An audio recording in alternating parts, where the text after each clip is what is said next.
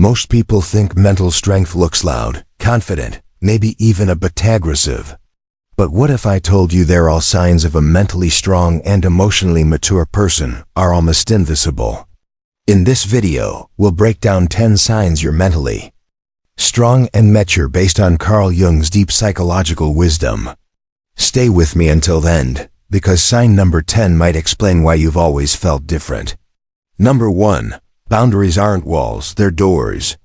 You've stopped buying the yes person, not because you didn't care, but because you finally do. You care about your peace, your time, and your nervous system. You've realized that people will take as much of you as you're willing to give. And if you're always emotionally on call, eventually you lose yourself. So you've started setting boundaries, not to push people away, but to see who respects the real you when you're no longer easy to use. Carl Jung believed in the power of individuation, the process of becoming your true self. And that starts when you stop abandoning yourself just to keep peace with others. Your boundaries are not aggression. They are protection for the sacred space you've worked hard to reclaim. Number 2, you don't take things personally anymore. People judge you, misunderstand you, ignore you, criticize you. But now it doesn't control you because you've developed emotional sovereignty. You no longer outsource your worth to someone else's reaction. You've begun to understand something Jung pointed to again and again. Everyone wears a mask. What heckled? The persona. And behind that mask is their unresolved pain, their shadow. So when someone lashes out or withdraws, you see it for what it is, their story, not your truth. You protect your energy not by fighting back, but by simply letting it go. That is strength. Number 3, you know nobody owes you anything. At some point, you stop expecting the world to come save you. You stop waiting for the apology that may never come. You let go of that inner child voice that said, "They should have treated me better." Now you create your own closure. You give because you want to, not because you're secretly hoping for a return. You no longer manipulate or demand, you choose. This is what maturity looks like. It's realizing that love, generosity, kindness, they're on lipier when they're given freely. Jung would call this a release from the ego script. When you no longer believe fuel is here to give you what you wear it need, you become free to give without fear and receive without need. Number 4, you give advice only when it's invited. You used to feel the urge to fix people, to say something wise, to save someone from their pain with the perfect quote or insight.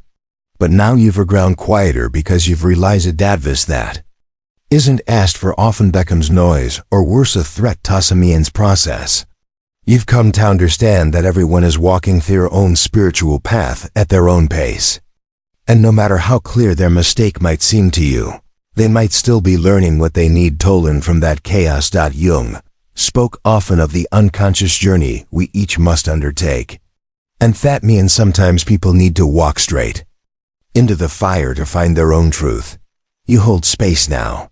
You wait for the invitation, base you trust that truth lands best when someone is actually ready to receive it. Number 5, you take accountability without shame or blame. You don't deflect anymore. You don't spend hours trying to prove you were right. You're not afraid to say, "I was wrong. I didn't know better." I take a responsibility. Because you no longer see mistakes as flaws, but as part of your unfolding. Jung believed in the integration of the shadow, the unconscious parts of ourselves we deny, repress, or project onto others. Taking responsibility issue you reclaim that shadow, piece by piece, and become whole. You're not afraid of owning your part in the pain, but you're also not taking responsibility for what was never yours. That balance, that self-honesty without self-abandonment, is rare and powerful. Number 6, you're not trying to be liked. You're just being honest that this one hurts at first, because let's be real. We all grew up learning how to earn love by being good, by fitting in, by not making others uncomfortable. But at some point, you woke up and you realized that I have to wear a mask to be accepted, then they're not really loving me. Now you're okay being misunderstood. You're okay disappointing people who only love the version of you that kept them comfortable. This is authenticity, and it can be lonely. But as Jung said, loneliness does not come from being alone, but from being unable to communicate the things that seem important. You've traded approval for alignment.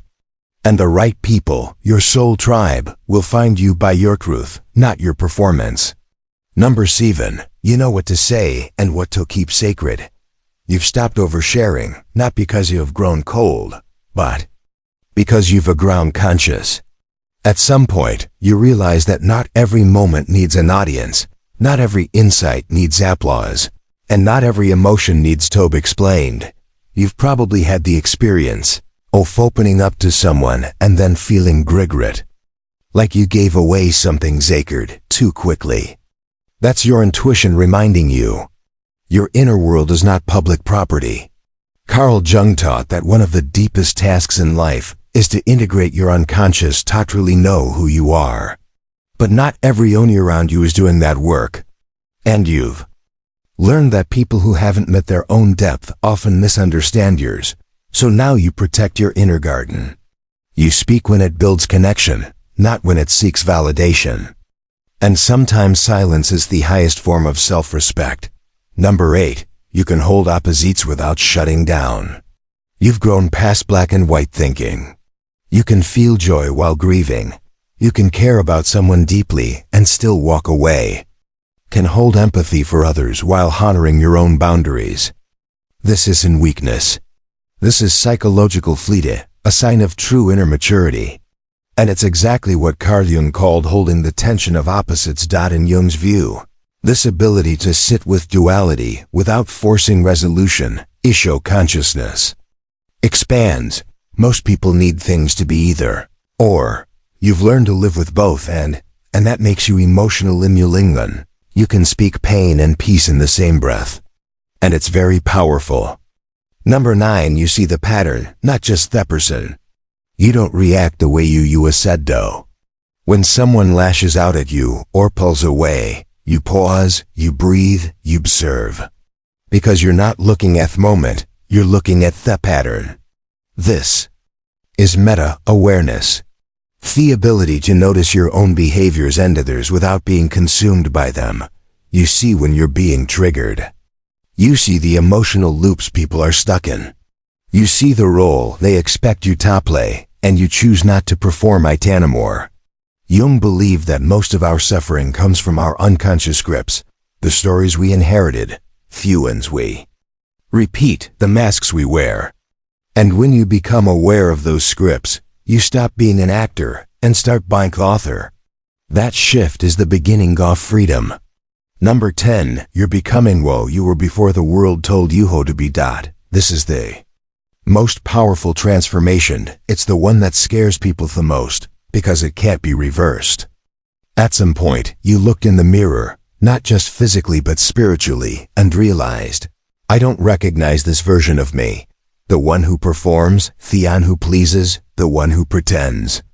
So you started peeling back the roles, the conditioning, the trauma, the expectations. And beneath all of that, you met someone you hadn't seen in years. You, not the version of you shaped by fear, but the version that existed before all the masks. The version that remembers. This is the self that Jung wrote about. Not the ego, not the persona, but your true center. The self doesn't crave likes or power or control. It craves wholeness, integration, and peace. And once you touch that level of awareness, you can never fully go back.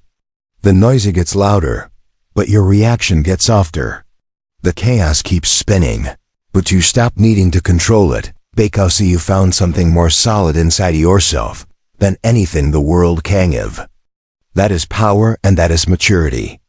If any of these signals resonated with you, not just mentally but in your bones, then congratulations, you are not just healing. You are becoming. This kind of evolution is lonely at first because it requires walking away from who you were and sometimes who they still want you to be. But you run it alone. There's a whole community of people out here quietly waking up. Share your thoughts in the comments. Which of these 10 signs resonated with you the most, and why? And if you want to keep remembering who you really are beyond the noise, beyond the ego, then subscribe to Fractal Wisdom, because this is the journey home, and you don't have to walk it in silence anymore.